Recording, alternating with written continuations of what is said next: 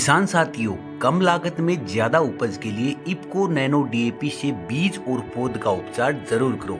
गेहूं, जौ, चना, मेथी, जीरा जैसी फसलों के लिए 1 किलोग्राम बीज को 5 मिलीलीटर नैनो डीएपी से उपचारित करो।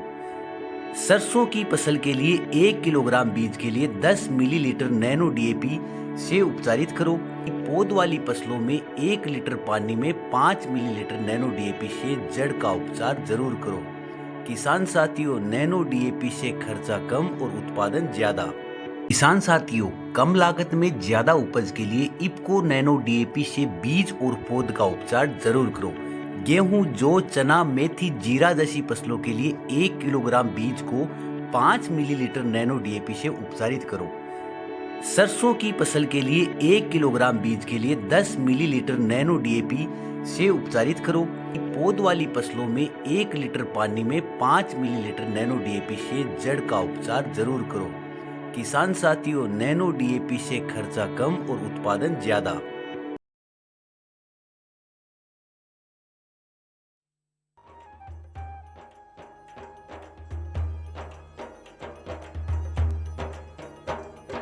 देख लो चौपाल रे सब बड़ा बडेरा आओ जी, सब लोग लगाया आओ जी, टाबरिया ने सब लाओ जी।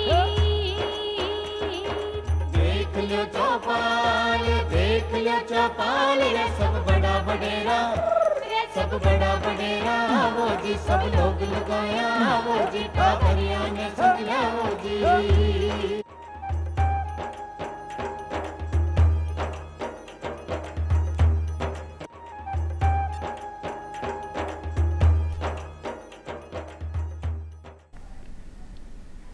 चौपाल देखने वाला सबला दर्शका ने राम राम सा भाई। आज की चौपाल में आप चर्चा कर रहे हैं सहकारिता से समृद्धि का बारे में। सहकारिता काई है, एक व्यक्ति सबके लिए और सब एक के लिए, यानी हम की भावना से ओतप्रोत सहकारिता है। अगर भारत की बात करें तो भारत में सहकारिता आंदोलन को एक महत्वपूर्ण इतिहास है। सहकारिता के जरिए अपना छोटा किसान भाई और अपना जो छोटा व्यवसायी है बीने लाभ मिले हैं। सब एक ही उद्देश्य की प्राप्ति के लिए सब अपनी स्वेच्छा से मिलकर काम करे हैं। और जहाँ की ई वर्ष ने अंतर्राष्ट्रीय सहकारिता वर्ष भी घोषित किया है, तो आज की खासी चौपाल लेकर आए हैं और चर्चा करने के लिए मैं आमंत्रित किया है मंजू राजपाल जी ने, जो कि प्रमुख शासन सचिव एवं रजिस्ट्रार हैं सहकारिता माए। मंजू जी, था को बहुत बहुत स्वागत है चौपाल माए। राम राम जी हाँ, कि आज की चर्चा आप सहकारिता से समृद्धि राखी है और 2025 ने संयुक्त राष्ट्र ने अंतर्राष्ट्रीय सहकारिता वर्ष भी घोषित किया है। तो सबसे पहला सवाल कि आ वर्ष में कई खास बात है कि उद्देश्य की पूर्ति के लिए ई वर्ष ने आ घोषणा मिली है। देखिए, जो संयुक्त राष्ट्र महासभा ने इस वर्ष को अंतर्राष्ट्रीय सहकारिता वर्ष घोषित किया है, उसके पीछे एक खास मंशा ये है कि इस पूरे वर्ष भर सहकारिता हमारा मुख्य मुद्दा रहेगा। और ये मुख्य मुद्दा सिर्फ भारत सरकार का, राज्य सरकार का नहीं रहेगा, बल्कि सहकारिता में अंतर्राष्ट्रीय स्तर पर जितने देश सहकारिता से जुड़े हुए हैं वो सभी सहकारिता को अपने सभी जो उनके आयोजन हैं, उनकी जो चर्चा है, उनका जो विचार विमर्श है, उनकी जो नीतियां हैं, उसमें कैसे उसको प्रमुखता देंगे, उसमें कैसे सहकारिता के क्षेत्र में आगे बढ़ते हुए हम कैसे नई नीतियों को लेकर आएंगे, वो नीतियाँ कैसे हमारे जनसाधारण के लिए लाभदायक होंगी। और ख़ास तौर पर जो हमारे किसान भाई, लघु सीमांत कृषक, जैसा कि आपने अभी बोला, वो सब हमारे साथ जुड़े हुए हैं और हमारी महिलाएं हमारे साथ जुड़ी हुई हैं स्वयं सहायता समूहों के माध्यम से। और इसके अलावा जो हमारा पूरा युवा वर्ग है, तो एक तरह से मैं कहूँगी कि पूरा ग्रामीण परिवेश जो है वो सहकारिता के रंग से रंगा हुआ है। और ग्रामीण परिवेश के साथ साथ हमारा पूरा जीवन ही सहकारिता से रंगा हुआ है। तो क्यों इसको अंतर्राष्ट्रीय सहकारिता वर्ष घोषित किया है, उसका एक मुख्य मंतव्य तो यही है कि पूरे वर्ष पर हम सहकारिता को मुद्दा रखेंगे। दूसरा इसका मुख्य मंतव्य ये है कि जिसको हम एक वर्ष की थीम मान लेते हैं, उस दिशा में फिर हम प्रतिबद्ध होकर अपनी पूरी सेवाएं उस दिशा में देते हैं और ये प्रयास करते हैं कि हमारी नीतियों का मुख्य आधार फिर वही रहेगा, हमारी चर्चा का मुख्य आधार वही रहेगा। तो एक तरह से ये कहेंगे कि सभी के जनजीवन को छूने के लिए, सभी के जनजीवन को बेहतर बनाने के लिए सहकारिता किस तरह से कारगर हो सकती है, मददगार हो सकती है, इस बात को ध्यान में रखते हुए अंतर्राष्ट्रीय स्तर पर इसकी घोषणा की गई और हमारे माननीय प्रधानमंत्री महोदय ने नवंबर 2024 में इसका शुभारंभ भारत मंडपम से किया है। जी, सहकारिता से समृद्धि आ रही है, इनमें तो कोई भी दो राय नहीं है, क्योंकि अपना जितना भी छोटा व्यवसायी है, किसान भाई हैं, सबकी आर्थिक स्थिति मजबूत होती जा रही है। लेकिन जो सहकारिता से समृद्धि योजना है, की परिकल्पना काई है, इन्हें आप क्या समझ सका? देखिए, भारत सरकार में सहकारिता पहले कृषि विभाग का ही एक हिस्सा हुआ करती थी और कृषि मंत्रालय जो है वो मुख्य तौर पर कृषकों के लिए काम करता था। तो जो हमारे किसान भाई बहन हैं, उनके लिए जब हम काम करते हैं तो उसमें सहकारिता अपने आप में जो मुख्य भूमिका निभा रहा था, उसको किस तरह से और अहम मुद्दा बनाया जाए, किस तरह से उसके माध्यम से और लाभ पहुंचाया जाए, इसके लिए भारत सरकार ने 3 वर्ष पहले सहकारिता मंत्रालय की स्थापना की और सहकारिता मंत्रालय ने वर्ष 2023 में एक नई पहल की शुरुआत करते हुए, जिसमें अभी तक 54 पहल शामिल की गई है, जिसका मुख्य आधार ये है कि हम सहकारिता से जुड़े हुए जो परिवार हैं उनको समृद्धि की राह पर कैसे आगे बढ़ाएंगे। तो बढ़ाने का काम जो हमारी पैक्स है, जो हमारी प्राथमिक सहकारी समितियां हैं, उनसे लेकर जो हमारा शीर्ष स्तर है, सभी उसमें जुड़ते हैं और उनके जुड़ाव से जुड़ी हुई जितनी चीज़ें हैं जो उनके मजबूती के लिए, उनके राह के सशक्तिकरण के लिए आवश्यक थे, उन सभी छोटे छोटे सेगमेंट्स को जिन पहलों में रखा गया, तो वो जो 54 पहल की बात हम करते हैं, उसकी शुरुआत वर्ष 2023 में हुई। उसमें काफ़ी हद तक हम बहुत आगे आ चुके हैं, लेकिन जैसा कि ये क्षेत्र अनंत संभावनाओं से भरा हुआ है, तो अभी भी हमको इस राह पर मिलकर चलना है और ये प्रयास करना है कि इस वर्ष खास तौर पर जब ये अंतर्राष्ट्रीय सहकारिता वर्ष है, जिसकी थीम ये है कि सहकारिता एक बेहतर दुनिया का निर्माण करने में सहायक है, तो हम कैसे एक किसान के लिए, हमारे ग्रामीण परिवेश के लिए एक बेहतर दुनिया का निर्माण करने में मददगार साबित हों, इस दिशा में हम आगे बढ़ रहे हैं। जी, तो अपना जो किसान भाई हैं और विशेषकर जिनकी आप बात कर रहे हैं, बिना अपने देश की मुख्य अर्थव्यवस्था की धारा से जोड़ सका, हाँ, तो इनके अंतर्गत बहुत सारी योजना भी लागू की हैं। तो कौन कौन सी नई योजनावां आपने सहकारिता विभाग के माय लागू हुई है? देखिए, सबसे पहले जो हमारा मुख्य आधार है वो प्राथमिक सहकारी समिति है, जिसमें किसान सीधे सदस्य होते हैं। बिल्कुल। और जो प्राथमिक सहकारी समिति है उसको हम कैसे सुदृढ़ करेंगे, उस दिशा में बहुत सारे प्रयास किए गए हैं। तो जो सबसे पहल का माध्यम है वो हमारी पैक्स है। उसमें जो प्रयास किया गया है वो ये किया गया है कि जो उनके आर्थिक उन्नयन के लिए आवश्यक है, उनके पारदर्शी क्रियान्वयन के लिए नीतियों का निर्धारण जो किया गया है, उसको जब वो क्रियान्वित करते हैं तो उसमें कैसे पारदर्शिता रहे, कैसे सबकी जानकारी में वो बातें रहें जो आप कर रहे हैं, तो उसकी दृष्टि से भी इसमें बहुत सारे इनिशिएटिव्स लिए गए हैं। तो पहला प्रयास तो ये किया गया है कि जो हमारे पैक्स हैं उनकी मेंबरशिप बढ़ाई जाए, ताकि जो हमारा सहकारिता सेवाओं से लाभान्वित होने वाला वर्ग है वो बढ़ सके। जैसे राजस्थान में अभी हमारी जितनी सहकारी समितियां हैं, उन सहकारी समितियों में अगर मैं कहूँ कि ख़ास तौर पर जो हमारी प्राथमिक कृषि सहकारी समितियां हैं वो 8,200 से ज़्यादा हैं। तो इनके साथ हमारे 80 लाख परिवार जुड़े हुए हैं। लेकिन 80 लाख परिवार का मतलब ये है कि अभी भी कुछ परिवार वंचित हैं, कुछ क्षेत्र वंचित हैं। तो एक जो दूसरा मुख्य माध्यम रखा गया है वो ये रखा गया है कि जिन क्षेत्रों में पैक्स की पहुँच नहीं है, जिन ग्राम पंचायत पे पैक्स नहीं बने हुए हैं, उन पर इन समितियों का गठन किया जाए। तीसरा ये रखा गया है कि जो समितियों का कार्यकरण है वो पारदर्शी तब हो सकता है जब हम आज के समय के साथ कदम से कदम मिलाकर बढ़ें। तो आज का युग जो है वो IT का युग है, AI का युग है।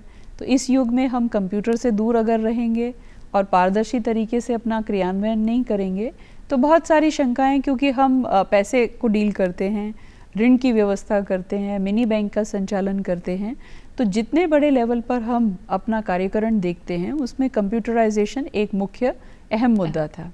तो जो हमारी सहकारिता से समृद्धि की पहल है उसको हाथ में लेते हुए अभी मैं कहूँगी कि 7,000 के करीब पैक्स के लिए भारत सरकार ने हमको फंड दिया और अभी जो हमारा मई तक का लक्ष्य है उसमें 5,000 हमारी जो पैक्स हैं वो गो लाइव हो जाएंगी। उनका पूरा कार्यकरण जो है वो प्रारंभ से लेकर ऑडिट तक, जो उनका सब ऋण देना, ऋण वापस आना, ऋण अनुदान देना, ये सारी जो प्रक्रिया उनकी है वो सब ऑनलाइन होगी। तो ये एक बहुत बड़ी सशक्तिकरण की राह में मेरा मानना है कि बहुत बड़ा कदम है और हमारी सारी पैक्स हमारे साथ कदम से कदम मिलाकर चल रही हैं और बहुत जल्दी ही राजस्थान में वो दिन दूर नहीं होगा जब हमारी ये 8,200 जो पैक्स हैं वो इस वर्ष का जो हमारा बजट अनाउंसमेंट है उसमें 2,500 नए पैक्स बनेंगे ताकि हर ग्राम पंचायत पर एक पैक्स हो। और जो हमारा 7,000 के करीब जो हमारे पैक्स का कंप्यूटराइजेशन है उससे बची हुई जो पैक्स हैं उनके लिए हमने प्रस्ताव भेज दिया है भारत सरकार में।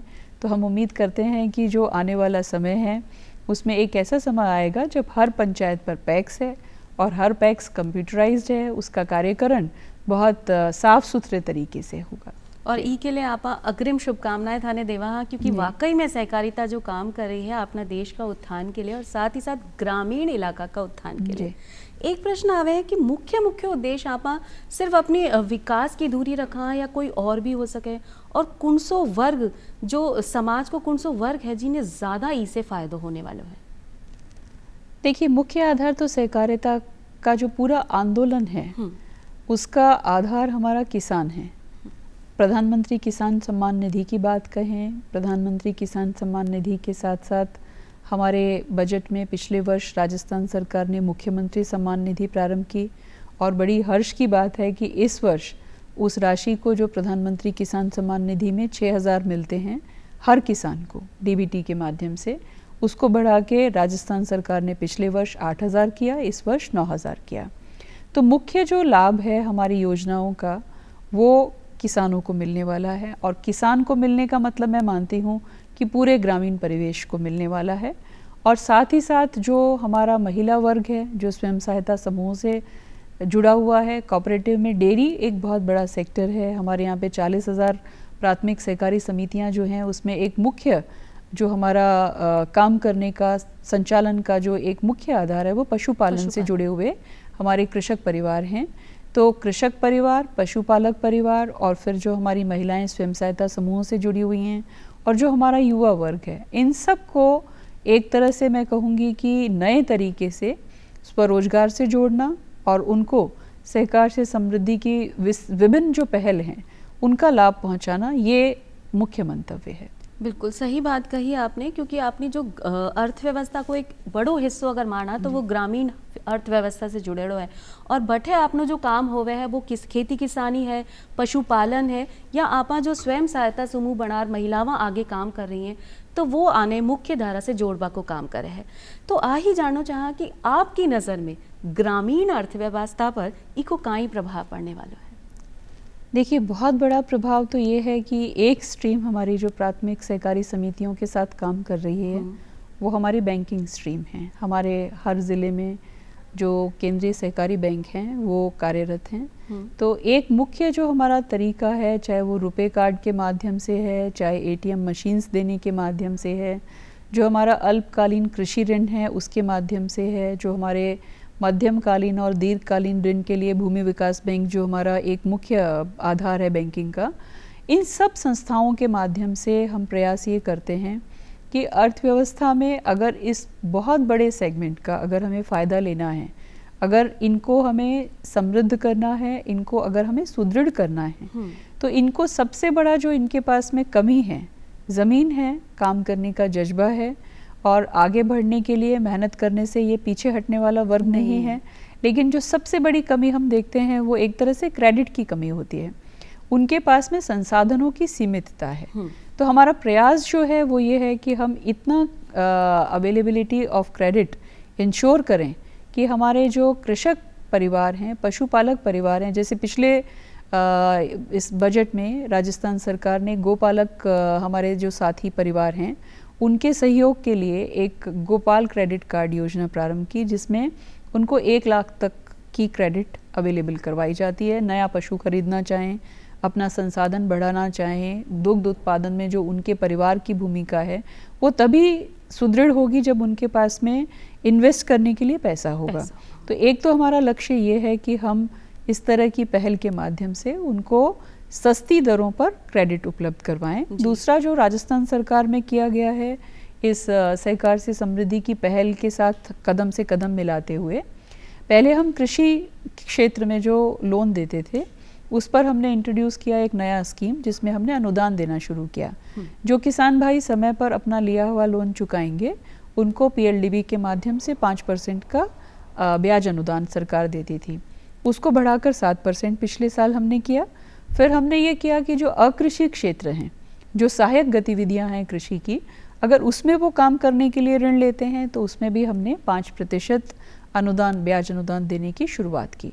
तो जो हमारी सारी स्कीम्स हैं, जैसे अभी सहकार से समृद्धि में अगर वो अपनी तरफ से गैस एजेंसी चलाना चाहें, पेट्रोल पंप का संधारण करना चाहें, अपनी नई दुकान खोलना चाहें, खाद बीज का काम करना चाहें, जो कृषि से जुड़े हुए काम हैं, जैसे कस्टम हायरिंग सेंटर है, वो चलाना चाहते हैं, तो जो कृषि विभाग की जितनी भी योजनाएं हैं उसका आधार सहकारिता बने, वो अपने एफपीओज चलाना चाहें, जो फार्मर प्रोड्यूसर ग्रुप्स हैं, अगर वो ऑर्गेनाइजेशन के रूप में आ जाते हैं तो वो एक गतिविधि के लिए अपना कुछ पैसा इकट्ठा करते हैं, हर सदस्य 2000 देता है, और जो उनकी अपनी राशि है उससे मैचिंग अमाउंट जो है एफपीओ को भारत सरकार देती है।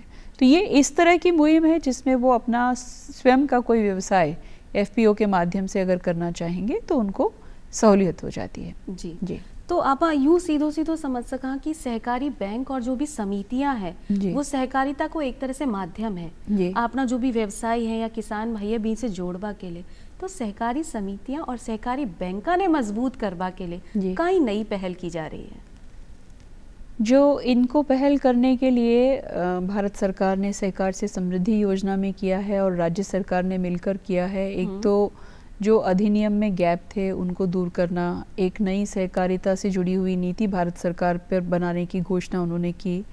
जो हमारे सारे प्राथमिक सहकारी समितियां हैं उनके कार्यकरण के लिए एक जो लीगल फ्रेमवर्क चाहिए, उनके अपने मॉडल बायलॉज जो हैं वो भारत सरकार ने बना के दिए, जिनको हमने अंगीकृत किया। तो एक तरह का ऐसा फ्रेमवर्क बने जिससे जो इनके साथ जुड़े हुए हैं, आप ये मान के चलिए कि ये जो पूरा बैंकिंग सेगमेंट है उसमें प्राथमिक सहकारी समिति खुद भी एक बैंक की तरह काम करती है। वो अपने सदस्यों की मिनी बैंक के तौर पर उनके जमा राशि को लेकर उसे फर्दर इन्वेस्ट करती है और उसका बेनिफिट अपने सदस्यों तक पहुंचाती है। तो जब आप एक बैंक की तरह काम करते हैं तो आपको एक बैंकिंग फ्रेमवर्क में भी होना चाहिए, रूल्स रेगुलेशन में भी होना चाहिए।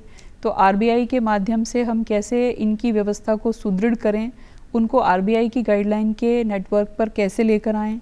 बहुत सारी हमारी क्रेडिट कोऑपरेटिव सोसाइटीज़ हैं जिनके माध्यम से लोग एक समूह में एकत्रित होकर अपना पैसा इकट्ठा करके उसके माध्यम से एक दूसरे की मदद करते हैं, जो सहकारिता का मूल मंत्र है। लेकिन ये कैसे सुरक्षित तरीके से हो और कैसे इसका फ़ायदा भी लें और उसमें किसी तरह का घपला घोटाला गबन ना हो, उसकी भी चिंता सरकार को रहती है। तो ये सभी प्रयास किए गए हैं कि बैंकिंग सेक्टर को एक सुदृढ़ तरीके से एक लीगल फ्रेमवर्क से ऐसे जोड़ें कि जनता का विश्वास इन कोऑपरेटिव सोसाइटीज़ में बना रहे और इनके माध्यम से ये अपने ही बैंक के तौर पर एक दूसरे की जो क्रेडिट नीड्स हैं उसको सप्लीमेंट करते रहें। जी हाँ, कि थे अभी खुद ही बोला कि एक पारदर्शिता बनी रहनी चाहिए, क्योंकि बैंक को जो काम है वो एक माध्यम की तरह है, माध्यम बीच में बने हड़ो है। तो जो डिजिटलाइजेशन है वो कितनों ही में योगदान कर सके है कि जो काम आप कर रहे हैं सहकारी समितियां या सहकारी बैंक कर रहे हैं भी में पारदर्शिता भी बनी रहे और लोगों ने ज़्यादा से ज़्यादा फ़ायदा हो। ई के लिए कई प्रयास देखिए, ये जो एक पैक्स कंप्यूटराइजेशन का मैंने आपको बताया कि सभी प्राथमिक सहकारी समितियों में कंप्यूटर देना, उनको कंप्यूटर पर काम करना सिखाना, उनकी हैंड होल्डिंग के लिए एक सिस्टम इंटीग्रेटर हमने लाया है। और ये प्रयास कर रहे हैं कि प्राथमिक सहकारी समितियां जो अल्पकालीन ऋण के लिए केंद्रीय बैंक, सहकारी बैंक से जुड़ी हुई है, उनका अनुदान, उनका जो अपेक्स लेवल से जुड़ाव है, इन सभी में जो योजनाओं का क्रियान्वयन है उसमें पारदर्शिता तभी हो सकती है जब सभी डिजिटल प्लेटफॉर्म पर एक साथ जुड़े हुए हों। तो हमारा शीर्ष बैंक जुड़ा हुआ है, हमारे केंद्रीय सहकारी बैंक जुड़े हुए हैं, लेकिन अगर मेरा भूमि विकास बैंक नहीं जुड़ा हुआ है, हमारी प्राथमिक समितियां नहीं जुड़ी हुई हैं।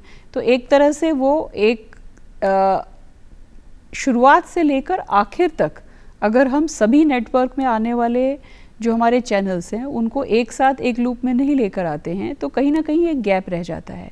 तो पारदर्शी तरीके से काम करने के लिए पैक्स का कंप्यूटराइजेशन, साथ ही साथ रजिस्ट्रार ऑफिस का कंप्यूटराइजेशन और इसके साथ जो हमारे भूमि विकास बैंक और उनका जो स्टेट लेवल का ऑर्गेनाइजेशन है उसका कंप्यूटराइजेशन, ये एक साथ पैरेलल तीनों एक्सरसाइज चल रही हैं। और आने वाले समय में हम ये देखेंगे कि जो आरबीआई की के डायरेक्शन है, नाबार्ड के डायरेक्शन है, जो क्रेडिट एजेंसी हमारी क्रेडिट नीड को सप्लीमेंट करती हैं, उनकी हमसे अपेक्षाएं हैं, उन सब पर खरा उतरते हुए हम ई प्लेटफॉर्म के माध्यम से, ई चैनल के माध्यम से न सिर्फ क्रियान्वयन करेंगे बल्कि उनके आगे के जो ऑडिट हैं वो भी हम उसी के माध्यम से करेंगे ताकि सब कुछ पारदर्शी तरीके से जनता के बीच में, क्योंकि ये ऑर्गेनाइजेशन ऐसा है जो एक तरह से मैं कहूँगी कि जितने सदस्य हैं वो मिलके खुद बनाते हैं, उसका क्रियान्वयन भी वो खुद करते हैं।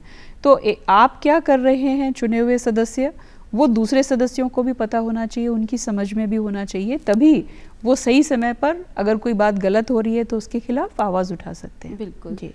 या कि लोगों के द्वारा चुनी गई संस्था भी हो सके, यानी लोगों के द्वारा बनाई गई भी हो सके।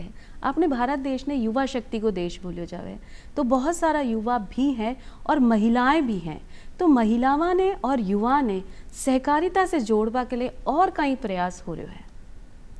एक प्रयास तो राजस्थान सरकार ने ये किया कि जो हमारे सभी खंड स्तर हैं उस पर हमको महिला सोसाइटीज़ का गठन करना है जी। तो उस दिशा में हम आगे बढ़ रहे हैं। अभी मैं कहूँगी कि इस वर्ष में हमारा प्रयास रहेगा कि जो बचे हुए ब्लॉक्स हैं उन पर भी हम महिला समितियां बना दें और उनके लिए एक प्रोत्साहन राशि भी रखी गई राजस्थान सरकार की तरफ से। तो महिलाओं में जो स्वयं सहायता समूह से जुड़े हुए हैं उनका अपना एक राजस्थान महिला निधि बैंक जो है वो पिछले 3 साल से कार्यरत है। हमने ये प्रयास किया कि उनकी मेंबरशिप हमने अपने अपेक्स बैंक में उनको जोड़ लिया। तो उस नेटवर्क पर जितने हमारे 49 लाख हमारे जो परिवार जुड़े हुए हैं, जो महिलाएं ही जुड़ी हुई हैं, उनसे हम डायरेक्टली उनको हम क्रेडिट, उनकी जो क्रेडिट नीड्स हैं, अभी हमने उनको 100 करोड़ का लोन दिया है। तो ये अपने आप में एक बहुत बड़ी मुहिम है जिसमें हमारा प्रयास है कि महिलाएं भी हमारे नेटवर्क से लाभान्वित हों और साथ ही साथ जो युवा साथी हैं उसका जो अभी इस वर्ष का बजट अनाउंसमेंट है कि जो 2500 बची हुई पंचायतें हैं उन पर हमें नए पैक्स बनाने हैं और जो हमारे बने हुए पैक्स हैं उस पर हमें और उसकी मेंबरशिप बढ़ानी है। तो चाहे वो एम पैक्स हमारा है, चाहे वो डेयरी का है, चाहे वो फिशरीज़ का है, ये एक ऐसे प्लेटफॉर्म हैं जो बहुत रोज़गार की संभावनाओं से भरे हुए हैं। तो इस पे हमारे युवा को भी उसके साथ होना चाहिए। तो ये हमारा प्रयास है कि ये वर्ग भी हमारे सहकारी जो आंदोलन है उसका आधार बने, उसके साथ में जुड़े। सही बात है कि अगर युवा अभी से आपकी सहकारिता के साथ जुड़ जाए तो भविष्य अगर आप देखा तो भी में 4 चांद ही लग जाएगा। अगर आप बात करा ग्रामीण विकास की, वो तो संभवतः सहकारिता से हो ही रहे, कहीं शहरी इलाका में भी इको कुछ प्रभाव देखने मिलेगा। देखिए, जो हमारे बैंकिंग और जो हमारा मार्केटिंग और प्रोसेसिंग, जो हमारे अलग अलग वर्टिकल्स हैं वो सभी तरह से काम करते हैं। तो ग्रामीण क्षेत्र में तो ये प्राथमिक सहकारी समितियां हमारी हो गई जो मददगार होती हैं। शहरी क्षेत्र में जो हमारे अपने दूसरे सेगमेंट्स हैं, जो दूसरे वर्टिकल्स हैं, वो अपनी सेवाएं दे रहे हैं। जैसे कॉन्फेड है, वो उपभोक्ता भंडारों के माध्यम से अपनी उपस्थिति दर्ज कराता है। आज राजस्थान में जितना मेडिकल का काम होता है, जो दवाइयों का काम पब्लिक सेक्टर में हो रहा है, उसमें हमारा अपना एक मुख्य आधार जो है कॉन्फेड का, वो इस क्षेत्र में अपनी सेवाएं देना है। हमारे जितने बैंक्स हैं, अर्बन कोऑपरेटिव बैंक हैं, जो हमारी हाउसिंग सोसाइटीज़ हैं, जो हमारी क्रेडिट सोसाइटीज़ हैं, जो अलग अलग तरह के सहकारिता से जुड़े हुए हमारे दूसरे संगठन हैं, वो सब अर्बन क्षेत्र में भी काम कर रहे हैं। और उनका प्रयास ये है कि वो जिस क्षेत्र में अपनी सेवाएं देने के लिए अपने आप को पंजीबद्ध कराते हैं, उस क्षेत्र में आपस में एक दूसरे से जुड़ते हुए बेहतर तरीके से उस क्षेत्र में अपनी सेवाएं दे सकें और एक दूसरे के लिए मददगार साबित हो सकें। जी, मंजू जी, एक सवाल भी मन में आवे है कि जब आप छोटा व्यवसायिया की बात करें और शुरू में आपने बात की कि जो पूंजी है बी की कमी आपने पास हो सके है, अगर आपने कोई नयो व्यवसाय शुरू करना है तो सहकारिता के माध्यम से छोटा व्यवसाय के लिए कोई सब्सिडी की व्यवस्था या कोई वित्तीय सहायता की भी व्यवस्था है कहीं? बहुत सारी व्यवस्थाएं हैं जो सहकार से समृद्धि की विभिन्न पहलों में रखी गई हैं। मुख्य तौर पर तो जैसे मैंने आपको बताया कि अल्पकालीन ऋण जो हम देते हैं और जो मध्यकालीन और दीर्घकालीन ऋण की बात हम भूमि विकास बैंक के माध्यम से करते हैं, उसमें स्वरोजगार से जुड़े हुए, उद्यमिता से जुड़े हुए किसी भी तरह के व्यवसाय को अगर वो चलाना चाहते हैं तो 50,000 से लेके 1 लाख 2 लाख, अभी आपने सुना होगा न्यूज़ में था, इस बजट में भारत सरकार ने जो किसान क्रेडिट कार्ड हम उपलब्ध कराते हैं अपने किसान भाइयों को क्रेडिट नीड्स को सप्लीमेंट करने के लिए, उसकी सीमा 3 लाख से बढ़ाकर 5 लाख कर दी है। ऐसे ही जैसे गोपाल क्रेडिट कार्ड मैंने कहा पिछले वर्ष का हमारा इनिशिएटिव था, उसमें जो लाभान्वित परिवार हैं उनकी संख्या बढ़ाकर इस वर्ष 2.5 लाख कर दी गई है। तो बहुत सारे हमारे ऐसे चैनल्स हैं जिसमें जिन संभावनाओं पर आप आगे बढ़ना चाहते हैं, जिसमें आप अपने लिए अपना जीविकोपार्जन करते हुए दूसरों को भी मददगार साबित हो सकते हैं। वो आपका कृषि से जुड़ा हुआ कोई क्षेत्र हो सकता है, सहायक गतिविधि हो सकती है, और अकृषि क्षेत्र जो हमारा है जिसमें जैसे हमारे हैंडीक्राफ्ट के आर्टिजन्स हैं, वो अगर कुछ करना चाहते हैं, और ख़ास तौर पर जो एक बृहत अन्न भंडारण स्कीम जो हमारी गवर्नमेंट ऑफ इंडिया की पहल का एक पार्ट है, उसमें पिछली बजट में राजस्थान सरकार ने 150 क्रेडिट ऐसे जो हमारे गोडाउन्स हैं वो बनाने के लिए सप्लीमेंट किया क्रेडिट नीड्स को, और ये एक तरह से पूरा अनुदान आधारित स्कीम था। और इस वर्ष फिर से अनाउंस किया है कि 500 metric ton, 250 metric ton, 100 metric ton के एक मतलब व्यवस्था जो जिनके पास जैसी ज़मीन की उपलब्धता है उन सहकारी समितियों को राजस्थान सरकार उस क्षेत्र में आगे बढ़कर 12 लाख 25 लाख इस तरह की सहायता उनको उपलब्ध कराती है। जी। और चलता चलता आपसे एक सवाल और बने हैं कि जिया कि आप सब समझा जो अपनो युवा है वो रोजगार के पीछे भागे और हर एक की पसंद होवे कि भाई आपने सरकारी विभाग में नौकरी मिल जाए, लेकिन कहीं सहकारिता के माध्यम से स्वरोजगार ने भी बढ़ावा दिया जा सके। सहकारिता का तो मूल मंत्र ही एक दूसरे के लिए सहयोग से काम करना है, और उसका जो मूल आधार है वो बेहतर जीवन बनाना। तो बेहतर जीवन की बात करते ही संसाधन कैसे बेहतर हो, आपका जीवन स्तर कैसे ऊंचा हो, ये एक तरह का हमारा मुख्य उद्देश्य हो जाता है। तो उस दिशा में जाते हुए स्वरोजगार के लिए जैसे मैंने कहा बहुत सारी स्कीम्स में आप क्या करना चाहते हैं उसके लिए आपको पूंजी की आवश्यकता है, वो सस्ती दर पर सरकार दे रही है। जैसे राजस्थान महिला निधि जो बैंक है उसके माध्यम से जो सेल्फ हेल्प ग्रुप को सहयोग मिलता है उसमें राजस्थान सरकार ने 2.5% रखा हुआ है, जो बहुत ही मिनिमल लेवल पर है। बाकी सारा इंटरेस्ट सबवेंशन जो है, ब्याज अनुदान, वो राजस्थान सरकार देती है। तो ऐसे बहुत सारे हमारे तरीके हैं, हमारे अपेक्स बैंक की और DCCBs की ऐसी बहुत सारे स्कीम्स हैं जिसमें अगर वो अपना स्वरोजगार प्रारंभ करना चाहें तो उनको सस्ती दर पर ऋण देते हैं। पिछले वर्ष आजीविका ऋण योजना प्रारंभ की गई थी, और फिर उसके बाद जो अभी गोपाल क्रेडिट कार्ड है, ये सारी जो हमारे स्कीम्स हैं एक के बाद एक, उसका मुख्य मंतव्य यही है कि हम आपको पैसा देंगे और आप वो काम करिए जो आपके मन का है, और आप उसमें खुद अपने परिवार की आर्थिक स्थिति सुदृढ़ करते हुए दूसरे लोगों के लिए भी रोजगार के अवसर की व्यवस्था कर सकें। तो सही मायने में 2025 सहकारिता से समृद्धि वर्ष घोषित हो ही गयो है, और ऐसी अपनी संभावनाएं भी है, और आप चाहवा भी यहाँ की भाई सहकारिता जो है वो आपने देश ने आगे लेकर जाए। मंजू राजपाल जी, थाने धन्यवाद देना चाह कि इतनी चौखी जानकारी आपने दर्शका के सामने रखी, और आज मैं चाला फिर मिलांगा एक नई जानकारी के साथ। तब तक के लिए राम राम सा। राम राम सा।